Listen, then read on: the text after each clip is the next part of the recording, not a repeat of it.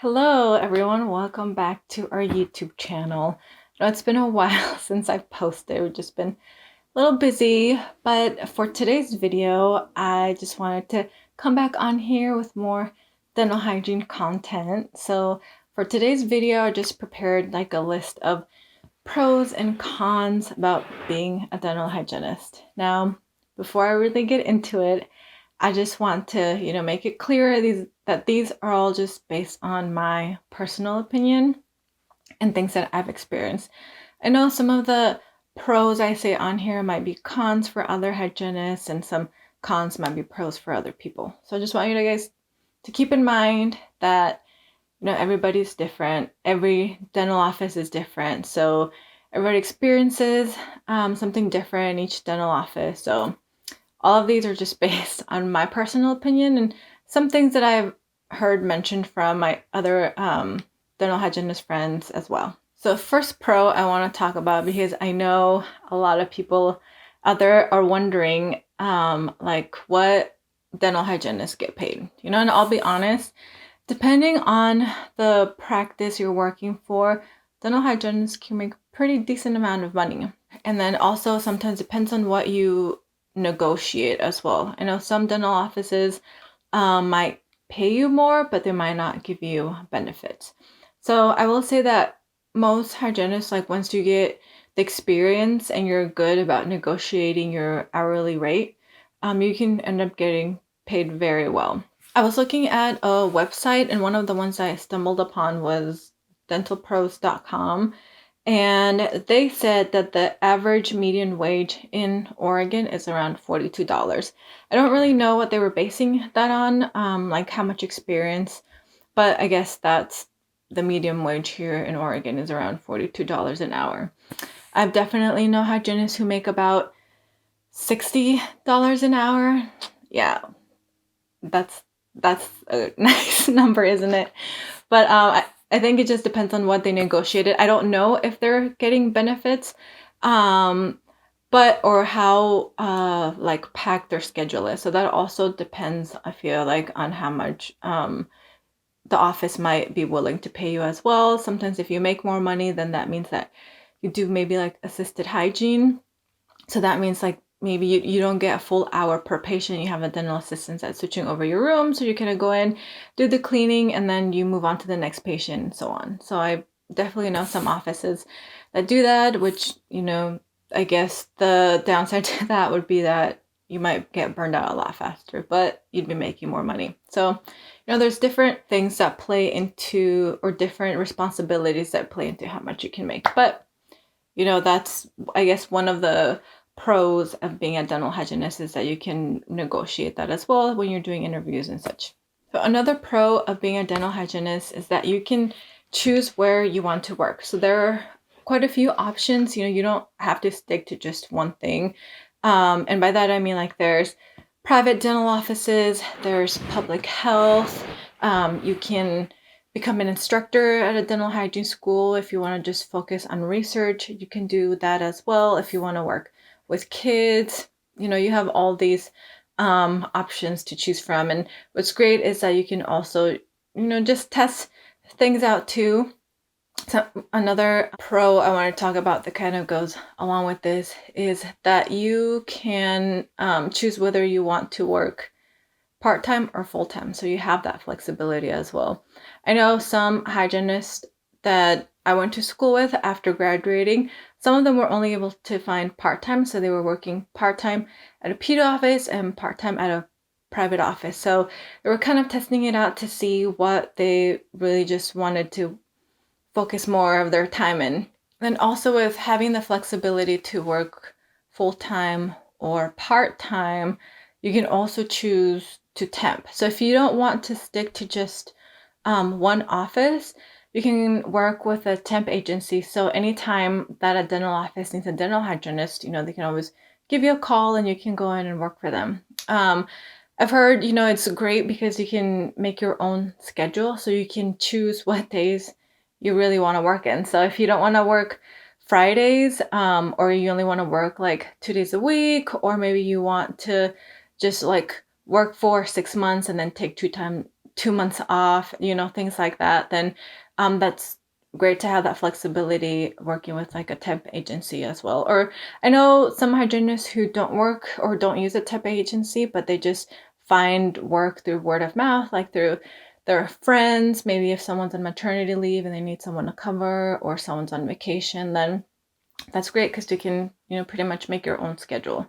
So when I was in college trying to decide what I wanted to do, because I was either deciding between nursing and dental hygiene. And for me, one of the things that kind of led me more towards dental hygiene was that you only get to work during the day. I know for like nurses, when you first start off, because you're new, you might just have to work the night shift. And that wasn't very appealing to me. So I'm like, at least with dental hygiene, you only work like during the day. You can either work like an 8 to 5, 9 to 5. Some offices work 7 to 4.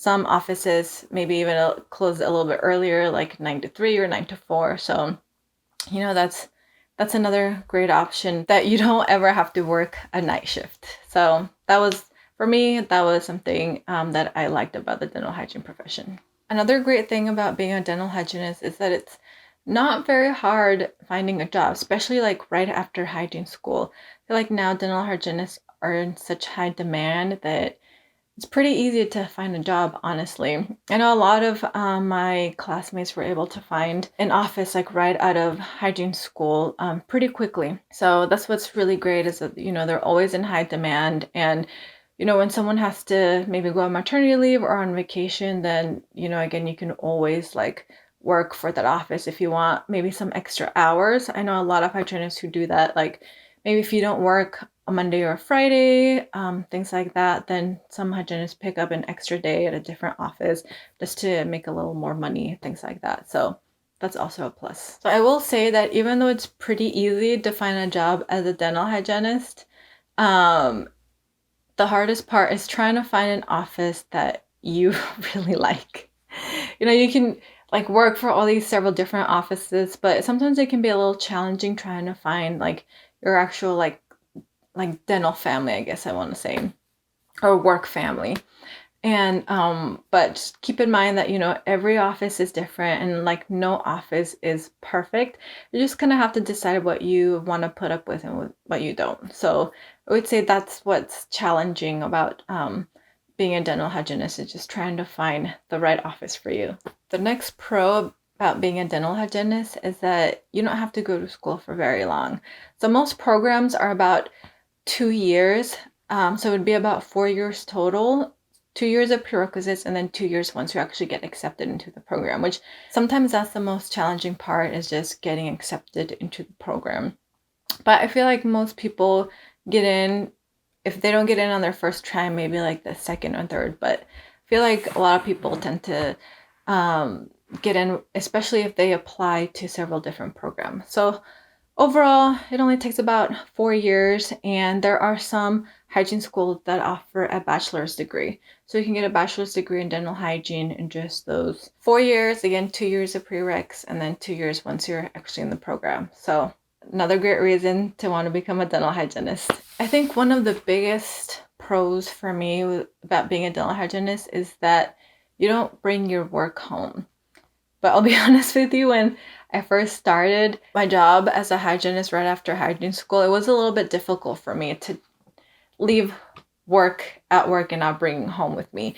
Just because I'm the type of person, that tends to overthink things. So sometimes I would get home and I'd be like, oh, did I forget? I think I forgot to add this in this person's chart. I forgot to talk to this about this patient. I didn't go over like all of the OH I wanted to, all of those things. But I feel like that's pretty common, like at least like maybe the first 2 months or so after starting your very first job out of hygiene school. At least that's how it was for me, just with my personality.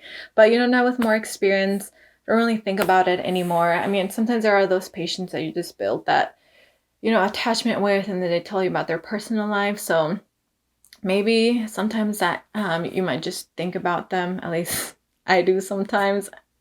I don't know if that's weird, but I don't know if any of you guys do that too, but sometimes that happens. But what's great about it is that I'm just not constantly like worried about work. It doesn't like stress me out anymore. I can just come home, enjoy my afternoon and not think about work. I know it's different if you're the dentist and you own that practice, but me as a dental hygienist, I don't really have to worry about a lot of the things that don't have to do with my patients.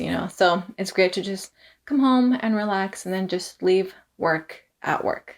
So one of my favorite parts about being a dental hygienist and what kind of drove me in this direction as well, or in this career choice, was that you get to help educate patients on they can improve their oral health, which in turn helps them take care of their overall health.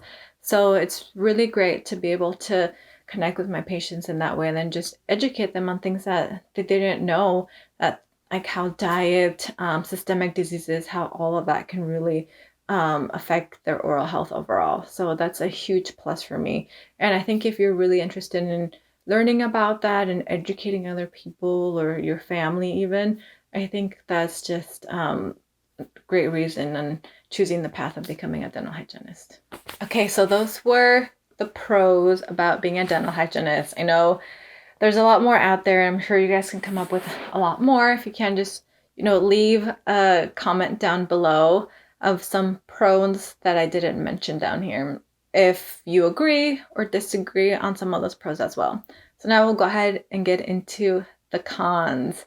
So I would say that the biggest con, well, I feel like I keep saying that with everything. So I'll just say like one of the cons that I hear a lot from my other dental hygiene friends and colleagues is that it's really hard on your body. So you'll definitely start to feel like back pain. So like posture and dental hygiene and dentistry overall is super important. Just so you don't end up hurting yourself, so that you can continue to do this for a long time. I found that what helps me is just honestly working out and then stretching, and also trying to do my best to work with proper ergonomics, which you always learn about in hygiene school, but I feel like once you really get in there and you're really focused on the cleaning, educating your patient and everything, you always compromise your posture. So something else that you will have to incorporate into your routine, I would say, is frequent massages and going to the chiropractor as well, just to help with the longevity of your profession. So something I've heard that has deterred people from choosing the path of being a dental hygienist is that it can be very monotonous, which that can be a con for some people, but I don't view it that way. I don't think it's monotonous, just because everybody's different, everybody's mouth is different. So some patients are a little bit easier, either personality wise or with the buildup that they have. You get to do deep cleanings, educate your patients on their oral health. So sometimes it's just great to see all of that buildup come off. Sometimes you have to work a little bit hard to remove the staining. Sometimes the cleanings are just super easy. You get to see kids, you get to see elderly patients. So I feel like, at least for me, it might depend on the practice you work with as well. I feel like I get a variety of different types of patients and personalities. So it just depends honestly on what you're looking for, and I guess how you view your dental hygiene work overall. So I feel like that's another thing that hygienists that graduated and then they only worked for maybe a couple years and they decided, what, this is just not for me anymore. It does happen, but I would definitely recommend that if that's in the back of your mind, that's like, I could get monotonous, then I would recommend to maybe observe other like different practices. Definitely observe like a public health clinic, which is totally different than public health. Sometimes it depends just on like the patient population that your practice sees. So that's just, something to keep in mind. So I know that can be a con to most people. So during the pandemic, I feel like a lot of hygienists really felt upset that they couldn't work from home. I know I got a little bit jealous. I was like, man, people get to work from home. And, unfortunately, a lot of my other hygienist friends, their office closed, so they weren't able to work for a couple months. So that was really challenging because we can't perform cleanings from home. So that was I would say a downside, is that unfortunately, you can't work from home, which would be pretty interesting if we were able to. So maybe in the future, who knows? I feel like it's just also nice to have that in person like connection, being able to treat your patients that way. So one of the most difficult things about being a dental hygienist for me is feeling guilty calling out sick, just because your schedule is just booked. Like, that your schedule's full, you're booked out like maybe 6 months, maybe even longer. It's hard to get patients in, and then you get sick and you have to cancel all of your patients. So your patients have already reserved that time to come see you. Maybe they took time off work, that, and then also, the office loses production. So at least for me, I always feel guilty, but something I've learned is that you just have to do what's best for you and focus on getting better. That's the only way you can be there for your patients, is if you're healthy and you're able to perform at your best. So don't forget that. I know I mentioned that working part-time was a pro, but could also see why it's a con. I know some people would rather just work at one dental office, but unfortunately, sometimes, especially coming right out of school, a lot of people are only able to get part-time. So maybe like 2 days in one office, one day in another, and maybe another day in another. So maybe up to 2 to 3 different offices. But I don't feel like, honestly, that has to be that way or last that long. I think as long as you're looking for at different offices that might offer full time, you can always continue to do that while working part time in other offices. And I know for some offices, their part time can transition into full time later on. So I think as long as you communicate that with your office and let them know that that's what you're interested in, then eventually you could end up working full time at that office as well. So another con that's pretty common in a lot of dental offices actually is that they don't provide benefits. So a lot of the times, unfortunately, you kind of have to compromise if you want to get paid more or if you want benefits. I know had an interview in an office that was offering me more money, but then they said that if I wanted to get paid more, then I wouldn't receive the benefits. And if I wanted benefits, then the compromise was that they wouldn't pay me as much. So it just depends on how much you really want, like the health insurance. A lot of offices tend to offer paid vacation time, but unfortunately, it's not that much. Usually, it's like, say, an example would be like, for the first year, you get 1 week off. The second year, you get 2 weeks off. The third year, you still get 2 weeks off, and it's not until like the fifth year that you can get like maybe 3 weeks off of paid vacation. I'm sure offices maybe allow you to take time off, but you just won't get paid during that time. Another benefit that I feel like is really important, but I think in general in the United States we don't get that, and that's maternity leave. So I think most dental offices don't offer maternity leave. They usually offer like health insurance and then like a week or two of paid vacation time, and that's it. So you don't really get a lot of, and sick time, of course. I think maybe sick time and PTO are probably like the only real benefits you get in most dental offices. It's pretty rare, I feel like, for a dental office to offer like retirement plan, um, pay time off, sick time, and health insurance. So I feel like you might only get like one or two of those things. But there are some offices that are great, and then they provide retirement fund and everything for you. So it's just a matter of what you want to settle for, and then also it might just take a while, especially for a lot of startup practices or newer practices. They might not be able to offer you that at the beginning, but maybe like next year and so on. So if you really like that office, sometimes you might just have to wait it out in order to get those benefits. So another con to keep in mind, especially if you're going to school in a different state, is that every state has their own, I guess, like regulations for dental hygienists. So do your research, and I'm sure your program should tell you about these things, but if they don't, just keep that in mind, that every state has their own certification processes that they, or licensure processes that they have to go through. And you also have to take what's called a jurisprudence test.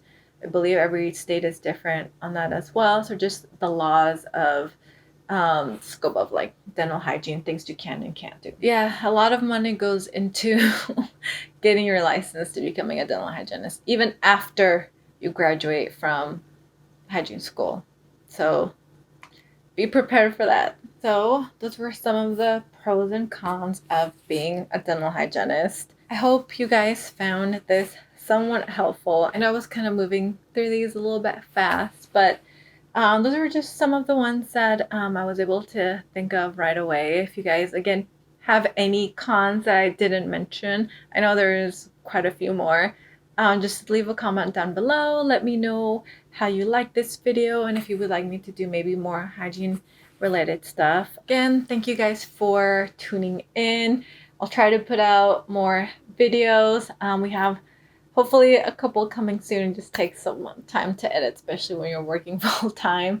So I really appreciate you guys. Please don't forget to like and subscribe. That would really help us out, and it also just helps really motivate me to put more videos like this out there. So again, thank you guys so much, and I'll catch you guys in the next one.